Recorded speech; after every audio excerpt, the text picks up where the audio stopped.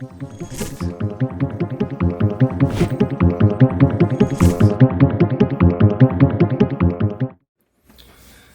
it going, knife nerds? So I'm here with my Microtech Ram-lok Stitch. Got this beast recently and wanted to do a quick video for you.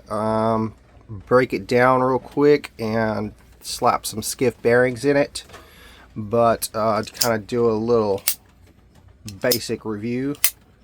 So this is a big honking knife.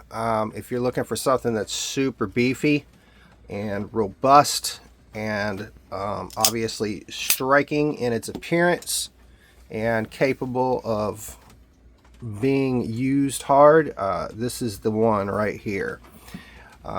Microtech, when they do these Ram-loks, these are generally pretty overbuilt knives. They're not new to the market now, so everybody kind of knows what the deal is, but they use really oversized steel hardware, a huge freaking pivot, and a full titanium back spacer. So everything here is just really well overbuilt, which means it's pretty darn heavy. But if you're buying this, you kind of know that going into it. So yeah, monstrous little knife right here for sure. Now some things that I love and some things that I don't love about the Stitch. Just great, fantastic ergonomics. The finger choil, obviously extremely oversized, allowing you to choke up and get very close to that cutting edge for some fine work there. And action, I'm gonna give it a 6.5 out of 10. The reason being is that I'm a detent guy. Obviously the Ram-lok, they don't have detents, they have a Ram-lok, so it's kind of similar to like a bar lock in that respect, or a button lock where there's no detent, there's no true detent. It's just held in by spring tension. And so you, with this big heavy blade like this, you kind of have to wrist flick it to open this thing.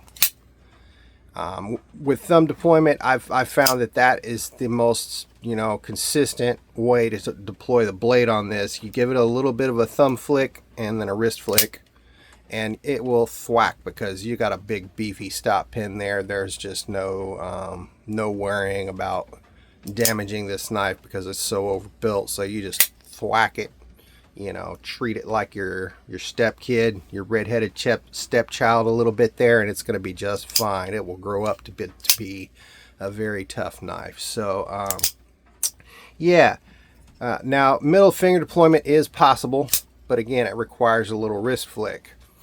You can do it and just give it a little wrist flick to assist that blade out there. So for me, that action is just not the tippity top of the thing, but this is a knife that's not really focused on action so much as it is just being an overbuilt monster capable of heavy work and cutting and looking super freaking cool while doing it. Yeah, I really dig the Microtech Stitch in all of its iterations, the auto and the Ram-lok, of course. But this is not going to be a for everybody type of knife. This is for that person that wants something that's a little outlandish and a little bit off the charts there. So great knife. Do I recommend it? Yeah, if you're a freaking knife nerd and you just want it, go for it. This is not going to be a great daily user. It's not going to be for EDC. It's not going to be for any of those things. This is just for having a knife in your pocket that makes you feel like a badass. So we are going to get into the disassembly here. I might be a little rusty at this, not the disassembly, but making videos for YouTube. Obviously I haven't been around for a while. I've been kind of doing my own thing, and so that is a what is that, T15? Does T20 fit? T20. This is T20, guys, the pivot here. Now, I like to break these types of pivots free with a small, this is a Weehaw ratchet. Now, the reason I like to do it with a ratchet, these are obviously Loctited. I'm not sure which side. I have done, I've gotten some of these DLC coated, and so I have disassembled and reassembled them. They're quite fiddly to work with. There's a lot of little parts and different size screws and whatnot. But the main thing is that you want to have a good stable thing here. Now that feels way too solid to me, so I'm going to say that that side of the pivot is solid. This is a 2-piece pivot, not a 3-piece, so you have to figure out which side is the one that will move. And ooh, they both feel really solid. I'm not really sure anymore.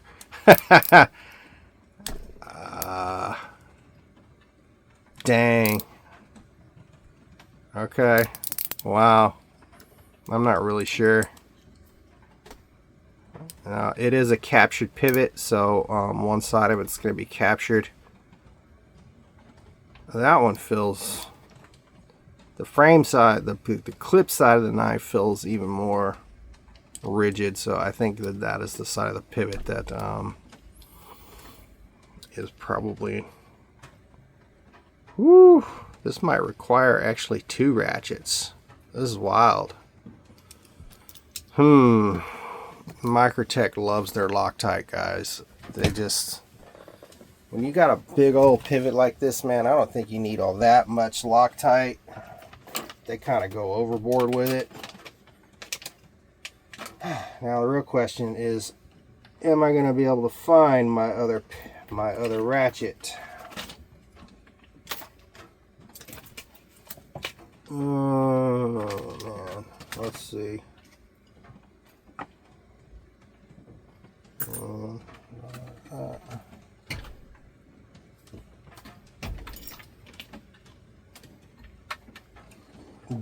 Bear with me here.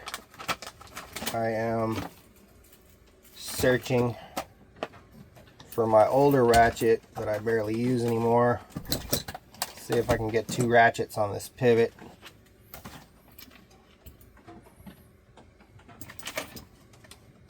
I'm just not seeing it.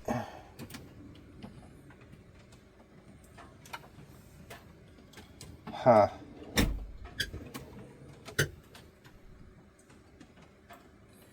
Okay. We're gonna have to cut in and edit here. I'm gonna have to go locate this ratchet.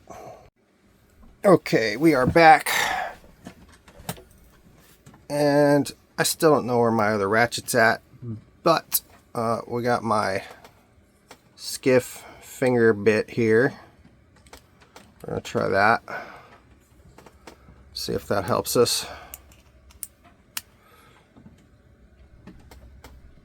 Wow. That is some nutty freaking Loctite. And that, my friends, is why I use the ratchet. Yeah. So, now, we got the T20 pivot there. The non-clip side of the knife is the side of the pivot that has the screw. You're definitely going to want to back that up with a secondary tool, ratchet obviously. Now usually faster to take the ratchet and break all these screws loose. Definitely rusty at this. Haven't made videos in forever, guys. Just break them loose with the ratchet. Much easier, much more stable. Prevent you from stripping your screws.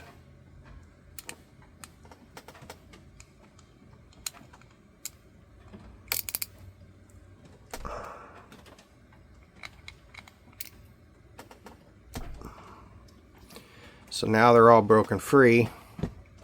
And then I'll swap back to the bit driver. And this is the part where I like to extract these screws in order. So I'm placing the knife down in front of me in a specific position and extracting these screws in a specific order so I know back where they go.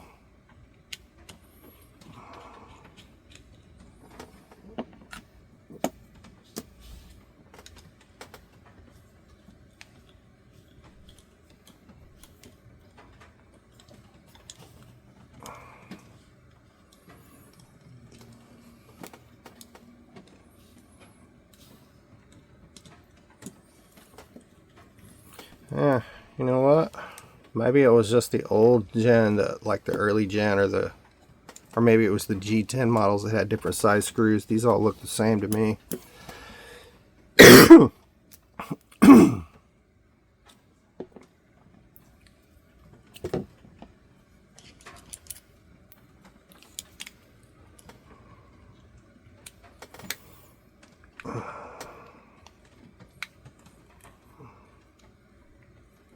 Okay, I'm gonna get a look inside this beast. Let's see what that Loctite looks like there. Focus. So their screws probably come with, they probably have that pre-applied Loctite when they install them at the factory, so they get a really good bond with that stuff. Now, frame just comes off, and I get a good look inside at the liner.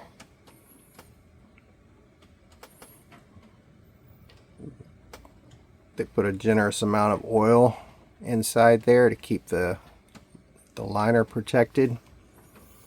Now let's open the blade, get that into the locked position.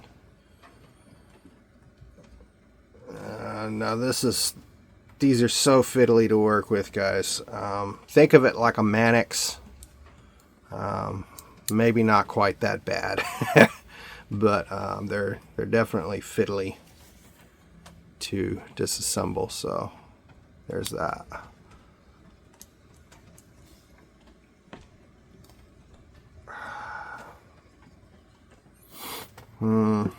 Maybe I need a pry. I use a plastic pry. In this case, I think this was like the perfect little spudger thing that I made. Very high-tech tool. I broke the handle off of a measuring spoon. Very high-tech. Get in here, see if we can pry things out a little bit.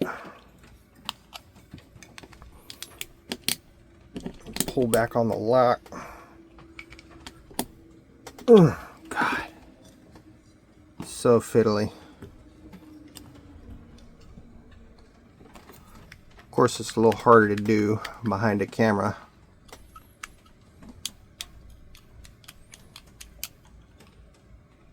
Maybe pry up from the bottom.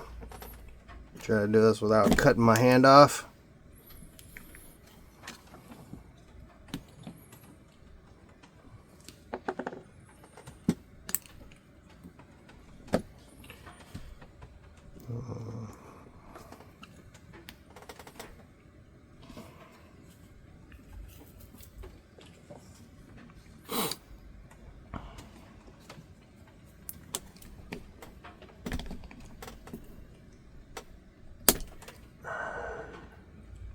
We got some movement finally.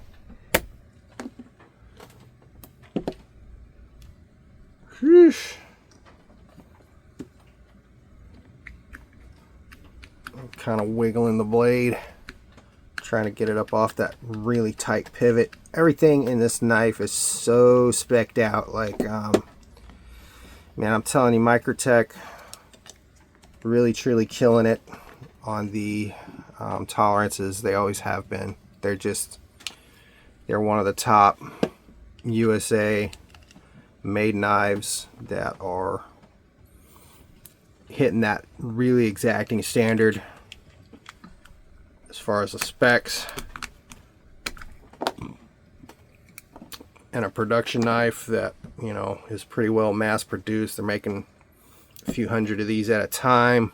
They're at the top of their game, no doubt about it. Getting closer. Still no dice. One thing you can do, I just remembered, just take one of your bits and try to knock the pivot back a little bit. So let's just do that. See if that does anything. Nope. Probably have to get out a hammer. Being very well prepared to make this video, I've got my hammer right here by my side. No, I'm not. I don't. I'm just kidding. I don't have a fucking thing. So, is that a fucking inchworm? Was there an inchworm inside the knife? This fucking inchworm. It's wild, dude. What the hell? Stay out of the video, Mr. Worm. You're not getting a cut of this, the proceeds here, buddy. With all my YouTube bucks. Oh shit. Well, I got it apart. My spring went flying. Luckily, I was anticipating that, and so I captured it. No, I'm not. I did not capture it. It went flying everywhere. I had my studio set up exactly correct to be able to catch that flying spring, because I'm freaking on my game. So, okay, well, that was an adventure. Now, let's take a look. So, do the skiff bearings make an improvement here? This is kind of a multi-row bearing, so, you know, which what do you like? There's definitely, I think there's more bearings on the skiffs. I'm not sure. They got 20 balls per side. Let's count them. Let's see. I'm gonna go 1, 2, 3, 4, 5, 6, 7, 8, 9, 10, 11, 12, 13, 14, 15. Oh wow, okay, that's a pretty good improvement. So we're going from a 15 ball up to a 20 ball bearing. Microtech does use a nice oil in here. Is it nano oil? Probably not, since we're nano oil snobs here. We're gonna go at that with a nano oil. Now, in most cases, I want to use 10 weight on bearings. Sometimes I like to go 85. For a beefy knife like this, that's, you know, not getting a lot of action as far as fidgeting around with it, I might just go 85. 85 is just a thicker oil, and so it tends to not run out, and obviously will last longer. Will not roll quite as fast as a 10 weight, but that's not a big concern. Getting these cleaned off. No real need for alcohol.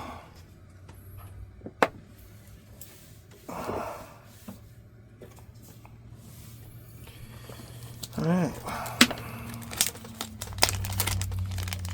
Back in the day, Skiff used to oil the bearings in the bag. I don't think he does that anymore. They come dry nowadays, which is fine. No need for him to waste his oil when we got our own.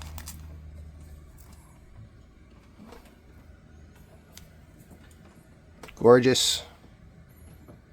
Beautiful 20 ball multi-row skiffs.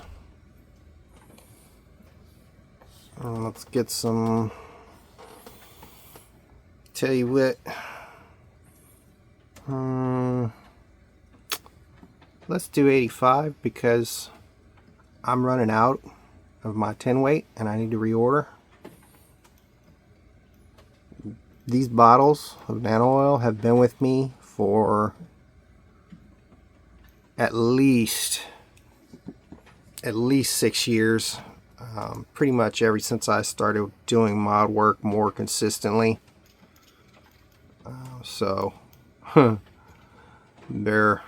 been through the ringer. Let's just put it that way.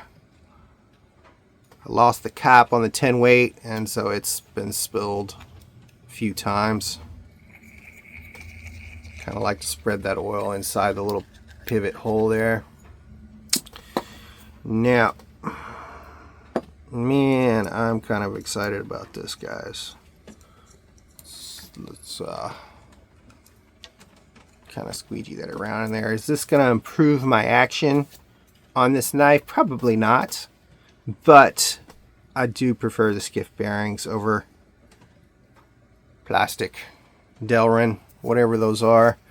I just do. That's just personal preference. Not saying it's better, not saying it's worse. It's just, you know, it's a little OCD thing that some of us weirdos have. Let's get a little dab of oil inside the liner. That is 10 weight. Don't use the 10 weight. Use the 85, man.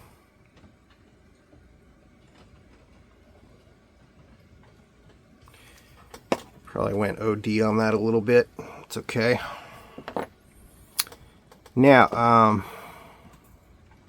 putting the lock back in place.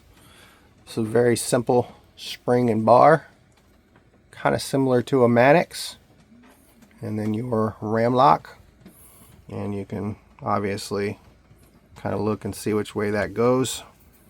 So this is the fun part. Get that rod placed down onto the standoff that's there.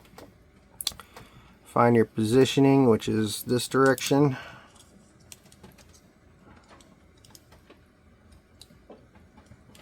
And then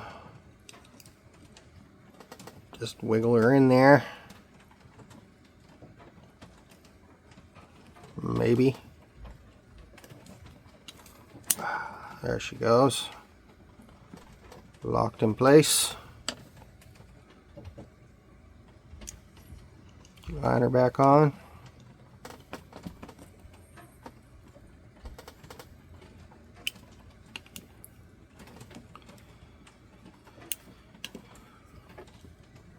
Oh, don't fight me, bro.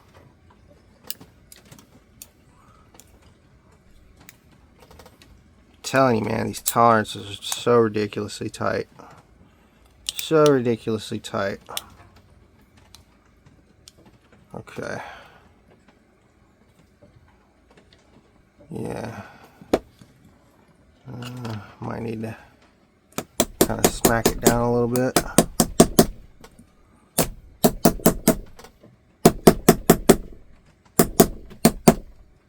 Sure, the camera's rattling everywhere right now. My janky little camera rig. Yeah, okay. Almost back in position. Now another way to do this is with some pliers. Take and squeeze it down. Some Knipex. We want to protect the aluminum here. So I'm just going to wrap my towel around it. I'm grabbing onto the liner. Let's see, not quite. Bring that jaw in a little bit. Of course, that's too much. Went one tooth too far. Won't snap in.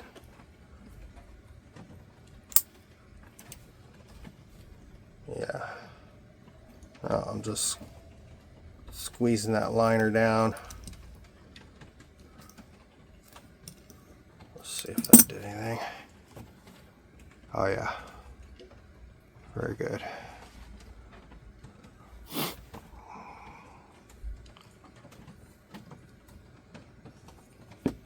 And get that top standoff to pop into place.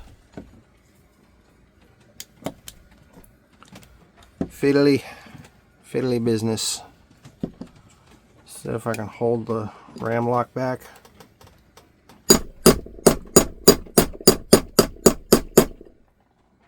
Yeah. Okay. May not be fully down, but it's on there. So when I put the screws back, hopefully that's enough. Alright, so now one thing I always tell people about nano oil, this stuff is my go-to for knives for a reason. 24 hours after, or it doesn't necessarily have to be that long, let's just say the next day after you have applied nano oil, the action will improve even more because the Loctite goes through a bedding process where it beds into the metal, into the surface of the metal. If you look on their Nano Oil's website, you can read some of their documentation that talks about their nanospheres, that they have their own patent on the nanotechnology that is in the oil, and they call it nanospheres. So essentially they're like billions of little bearings that are built into the oil, and that stuff will bed down into the surface of the metals over time, and once it's in there, it gets so much slicker.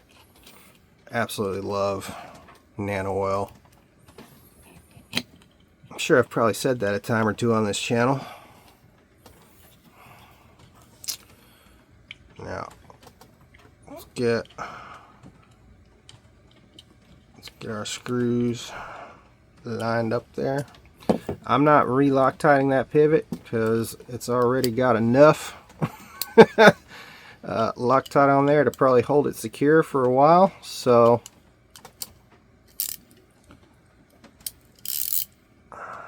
never did find my other ratchet. This Weehai ratchet is okay, but the reverse mechanism is so big. I hit it by accident a lot. It's kind of annoying.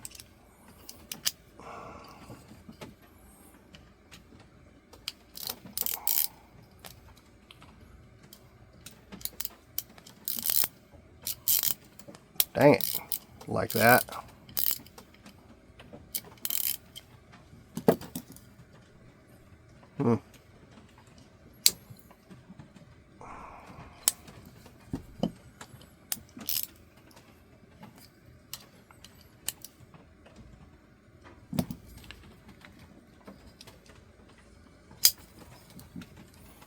Okay.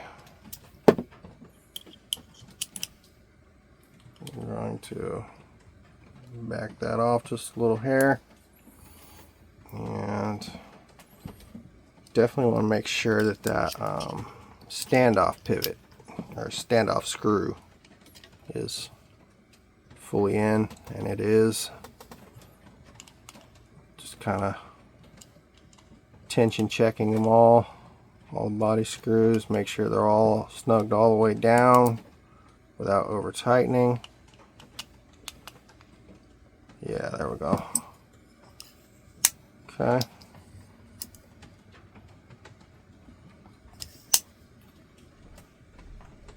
I've got the pivot just a hair loose right now. Just see how this wears in.